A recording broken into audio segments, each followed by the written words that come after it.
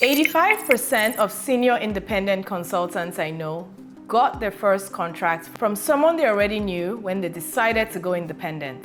Not from cold outreach, not from a fancy website, not from a LinkedIn ad campaign, from a former manager, a former colleague, a former vendor, or a friend of a friend who heard from someone else that you were available. Which means the single most important business development assets you have as a new independent is your existing professional network. And the single most common mistake new independents make is treating that network like a sales funnel instead of a community of relationships. Today, we fix that. I'm Kes Edafiogo. This is Career Leverage. And today we talk about how to actually land contract number one. Welcome back to Career Leverage. We have covered the strategic case for going independent, the financial math, the legal structure, and the pricing. Today, we get into the most operationally important question for anyone within 90 days of leaving their permanent role. Where does your first contract actually come from? The answer in this market, in Canada, in our sector, financial services, government, transformation consulting, is almost always within your existing network.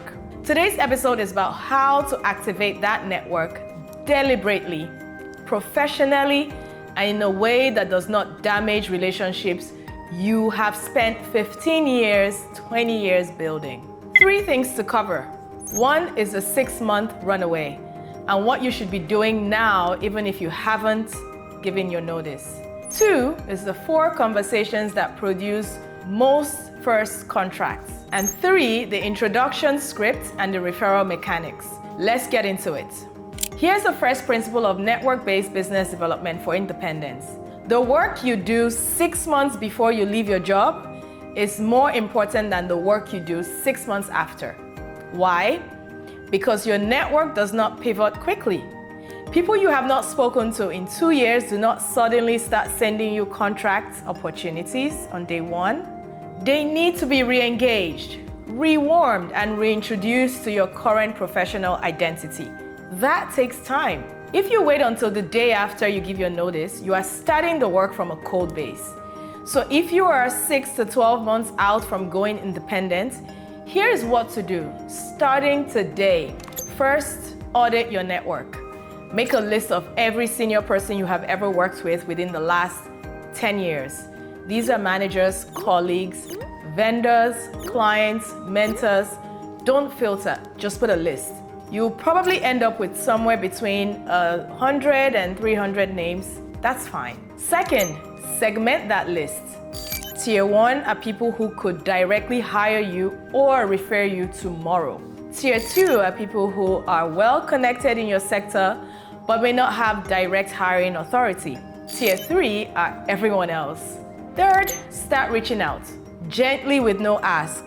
A coffee, a LinkedIn message acknowledging something they posted, a note saying, I saw you got promoted, congratulations. A genuine question about the projects they're working on. The goal of this phase is not to tell anyone you're going independent. The goal is to be a present, warm, professional presence in their inbox before you ever need anything from them. Do this once a week, every 6 weeks, for 6 months. By the time you have given notice, you will have a rewarmed 60 to 90 relationships. That is a business development pipeline that no amount of post-departure outreach can match. The fourth, in parallel, start publishing.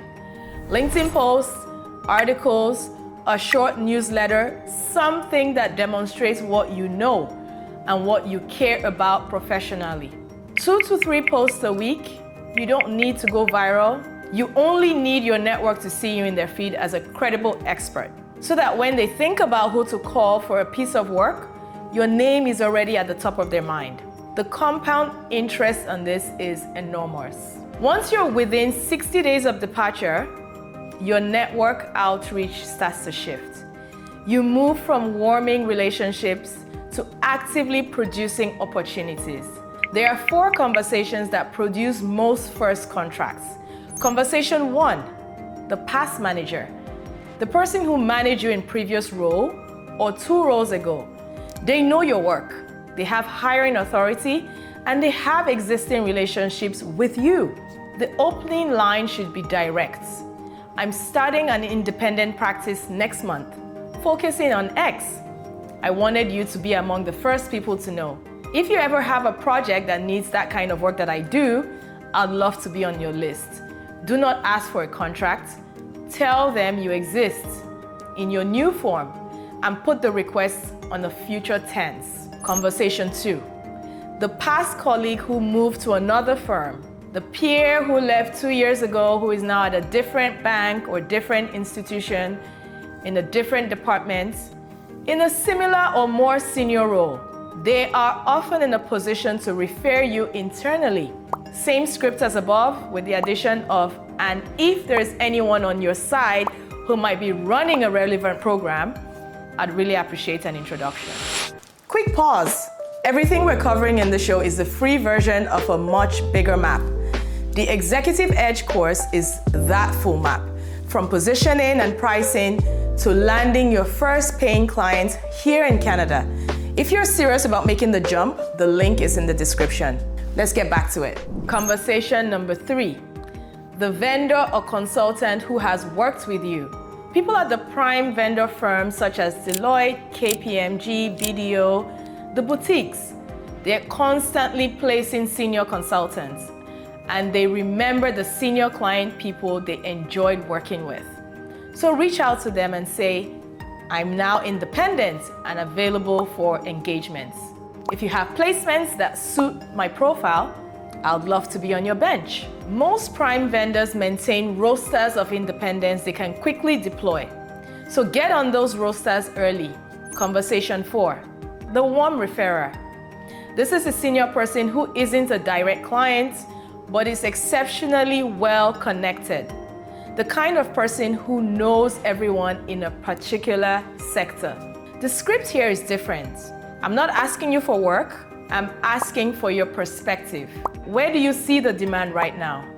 Who's running interesting programs? Who should I be talking to? This positions them as advisor, not a buyer. Most people will respond generously and many will follow up with an unsolicited introduction within a few weeks.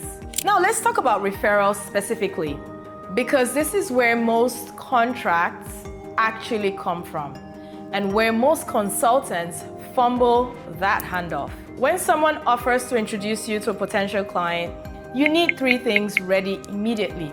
A 1-paragraph summary of what you do and who you serve, written in their voice, meaning in the language the referrer can paste into their introductory email without editing. A 1-page overview of your practice that they can attach, and a calendar link or 2 to 3 time slots you can offer. So here's a sample introduction blurb you can adapt. Kes is an independent business systems analyst and project manager who delivers transformation programs in financial services and for the government. She holds active federal reliability clearance, is PMP and CBAP certified, and has 15 years of senior delivery experience, including engagements with places like TD Bank, Deloitte, and the federal government. She's currently taking on new advisory and delivery engagements. I think she'll be a strong fit for what you're working on. This is the kind of paragraph a referrer can copy and paste. It contains the credibility markers, the availability signals, and the fit hypothesis in 3 sentences. When the introduction happens, respond within 24 hours, ideally the same business day. You thank the referrer publicly, propose a meeting with the prospect within the next week, be on time, be prepared, and after the meeting, follow up with the referral to thank them and tell them what happened. The referral will refer you again only if they feel the first referral was handled properly. One more thing on referral mechanics. Referrals are reciprocal. When you can, refer someone else's work, even if you're not the one being engaged. Just do it. The senior independents who become the busiest and the highest rate over time are almost universally generous referrals themselves. The economics is real. You become the node in a network that other people route through. That node position is more valuable than any one contract. Last point on the network conversation. Do not, under any circumstances, sound desperate. Desperate sounds like, I really need a contract, or do you have anything for me? Confidence, on the other hand, sounds like, I'm building a practice focused on X and I'll value your input on how to position it in this market. The first puts the burden on the listener. The second invites them into a strategic conversation. Same person, different reception. Your network is not a list of contacts. It's a portfolio of relationships. And like any portfolio, it requires regular tending. The investment you make in those relationships in the 6 months before you leave a permanent role is the single highest return business development activity available to any new independent consultant. And here is the long-term truth.